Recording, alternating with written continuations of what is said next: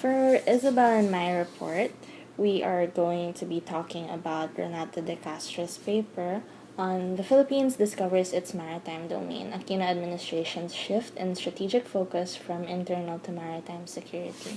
So, we learned in the previous session that maritime security has become complex. It doesn't mean that old issues have been solved, but rather that old and new issues create a more complex landscape that we have to deal with. And this is actually what the Philippines is experiencing now in terms of its maritime security. So, the key question of the reading is how is the Aquino administration managing the security challenge emanating from the Philippines maritime domain? And this is what Isabel and I would like to present today, that the Philippines has shifted its defense policy from internal to maritime security as a response to the Chinese threat, while it has enhanced its capabilities through defense spending and engagements with the United States and Japan. The reporters see the Duterte administration as potentially charting a different course for the country's maritime security efforts. So we'll break it down into three parts, the first part being the security landscape. So just as background and for context, so 2001 to 2009, we had the Aquino presidency, which mostly dealt with insurgency. By the time 2009 rolled around, though, there was Chinese assertiveness as per Gloria Macapagal Arroyo's signing of the Philippine Baseline Act. Suddenly, China became more assertive in terms of its South China Sea dispute, its presence in Philippine territorial waters as well. By the time 2010 came by, in terms of the Aquino administration, the Chinese threat was more pertinent, and so there was a need for the modernization of the AFP. And we'll see that later, how the shift from internal to maritime security really materialized in the Aquino administration. So the background or the security landscape of the Philippines then was the primacy of internal security. So given our nature as an archipelagic state and our geographic location, it would logically follow that maritime security be one of our top priorities in terms of national interest. But ever since 1946, the Philippines, and I quote, the Philippines' national security concerns have been rooted in conflicts and in the nature and identity of the nation state, particularly over regime legitimacy and socio-economic inequality, which continued to create tension between the state and society. So there was a focus on domestic insurgency, thus the military had taken a backseat when it came to force modernization, development, and naval capabilities. In terms of the security landscape with regard to China, on the other hand, we see China emerging as a naval power in its attempts to become a great power once again. So you have Chinese Navy modernization, which leads to the question of Chinese expansionism, at least as seen by other states in the region. And you see the assertiveness in China's pushing its claims that in the South China Sea and East China Sea, and the expansion of Navy and maritime services. The reason is, again, the assertion as a great power in the region, and also you have trade benefits of the seas, which I'd also like to link to one of the reports back nung Monday about how the trade of China is actually very important in the international security landscape today. Hence, there is actually regional tension as well. Ultimately, by the end of the first decade of the 21st century, China's myopic nationalism, growing naval prowess, and unilateral actions are overtly directed against a militarily weak Southeast Asian country, the Philippines. When Pinoy assumed the presidency, he pushed for a shift in focus from internal security to maritime and territorial defense. From this, the Department of National Defense and AFP Task Force created the Long-Term Capability Development Plan, which appropriates 421 billion pesos to the AFP, 200 billion pesos of which goes to the acquisition of assets for the Air Force in the form of fighter planes, long-range reconnaissance planes, and other hardwares. Furthermore, funds will be allotted to the Navy for attack vessels, patrol crafts, surface to surface, and air missiles. Ultimately, it rationalizes the upgrade of Philippine Navy material for joint maritime surveillance, defense, and interdiction operations in the South China Sea. So, this plan has also been reflected in the AFP Internal Peace and Security Plan, also called the Oplan Bayanihan, released in 2011. So, this plan presents an admission on the inability of the AFP in protecting the maritime borders and its security. It entails a 3-year transition period wherein the military will develop capabilities to undertake unilateral defense operations against external armed aggression. Its long term goal is to have a comprehensive border protection program which entails surveillance, deterrence, and patrol capabilities not just for the Air Force and the Navy, but the Coast Guard as well. So what they plan to do, what they want to do is to be able to extend their border patrol activities towards the contiguous and the exclusive economic zone of the Philippines.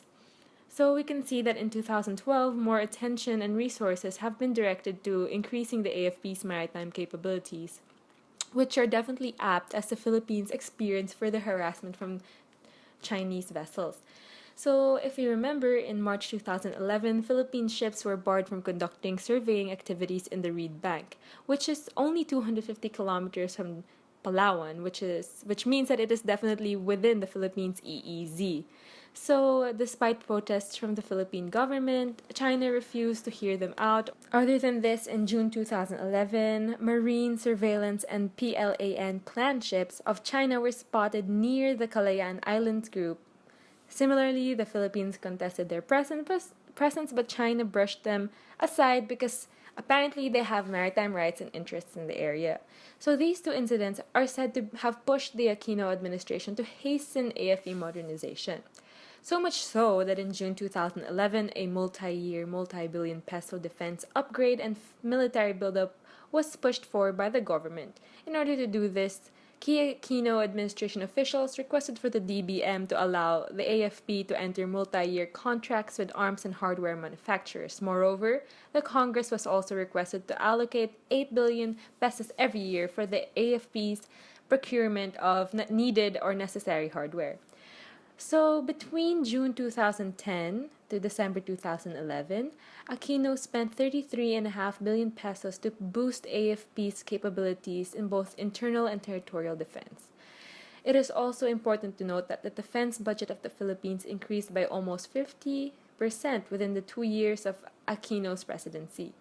So, because of this, the DND AFP were able to have 138 contracts that would be implemented within 5 years, ultimately to improve AFP's capacities, most of which are for the Air Force and the Navy, as I have mentioned earlier. In September 2011, Aquino signed the Executive Order 57, which is composed of creating the new National Coast Watch System. So, this is a central interagency mechanism to coordinate maritime issues and maritime security operations. By October 2011, Defense Planning Guidance was created, and this plan entails restructuring the AFP to a lean but fully capable armed forces directed at its capabilities to confront territorial integrity and maritime security. So, by early 2012, in January, as I remember, the Center for New American Security released its study on Philippine defense requirements vis-a-vis the challenge posed by China. It gave recommendations for the Philippines to ensure its maritime security, an example of which is acquiring 48 F-16 fighter planes, corvettes, and frigates. We must also remember that by April of that year, the Scarborough Shoal standoff took place. In mid-2012, the Philippine Fleet Desired Force Mix Plan was created, and this aims to have the Navy develop a certain deterrence capability. This necessitates the allocation of 500 billion pesos for a Navy build-up program that will last for a span of 15 years. Ultimately, they aim to acquire frigates, corvettes, anti-submarine warfare ships, offshore patrol vessels, helicopters, assault crafts with missiles and torpedoes. So, due to this, between 2012 and 2013, the Philippines was able to acquire former U.S. Coast Guard Hamilton-class cutters and modern frigates. By 2015, the AFP also released another defense planning guidance for the year 2016 to 2022 in order to foster a credible deterrence posture. De Castro states that the naval imbalance between the Philippines and China will not be resolved in the foreseeable future. He further states that it is fortunate that the Philippines has defense and security arrangements with Japan and the US. Okay, so US policymakers realize the strategic importance of the Philippine archipelago. As we can observe, it is a natural barrier for China's ambitions of maritime expansions, so it is in the US's interest to improve the Philippines' capabilities as well.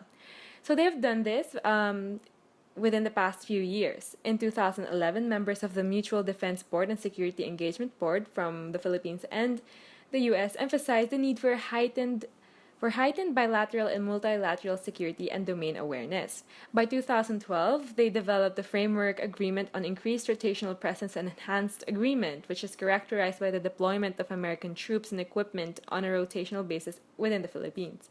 By 2014, the EDCO was signed. So the Enhanced Defense Cooperation Agreement is an updated version of the 1951 Mutual Defense Treaty. So this allows American forces to use AFP-owned and controlled facilities, and AFP forces can make use of American-constructed and developed infrastructure. So other than this, there are joint military exercises between the two and building both of their capabilities. So this ultimately undercuts China's access area and denial strategy in Southeast Asia without the US having permanent bases within the region. On the other hand, Japan and the Philippines, they've had bilateral agreements, joint statements, high-level meetings between the prime ministers of Japan and President Aquino. During the Scarborough Shoal standoff, they have emphasized the close-knit triangular relations between the Philippines, US, and Japan. There have been port calls of Maritime Self-Defense Force of Japan in Manila. They've also provided patrol boats to the Philippines. They've had joint naval exercises wherein they created the Code of Unplanned Encounters at Sea. And they've also developed the Status of Forces Agreement, which ultimately allows Japanese access to Philippine military bases. After everything, after discussing the article, we'd now like to talk about perhaps a different course, so a look at the Duterte administration's foreign policy. So as you can see with the screen caps or the screenshots being displayed right now, first, as Duterte lashes out, the Philippines tells US no joint patrols in the South China Sea, but there's also another news article that says we need the US for the South China Sea. And that's a quote from President Duterte. So where are we now exactly in terms of dealing with the South China Sea? First, you have the Hague ruling. While it favored us, there is inaction from President Duterte and the refusal to use the ruling for negotiations. There's also a threat to cut ties from the United States. Just recently, he said that I will break up with the United States, and there are also plans to strengthen ties with China and Russia. As the first two news articles show, there seems to be an inconsistency and unpredictability of foreign policy statements. So again, you can also see that here. So for as long as I am there, do not treat us like a doormat because you'll be sorry for it, Duterte said. I will not speak with you. He's addressing the United States here. I can always go to China. But then, just last month, he said, I never said get out of the Philippines, for after all, we need them, aka the US and the South China Sea. This leads us to ask, and this is the question we would like to posit the class. How has President Duterte defined maritime security thus far, and what does this imply for, first, the armed forces, especially the Philippine Navy, second, regional stability and the ASEAN, and third, diplomatic ties with the United States and beyond? So if you have, or if you'd like to share your answers with us, just comment below with our video or email us as well. Char.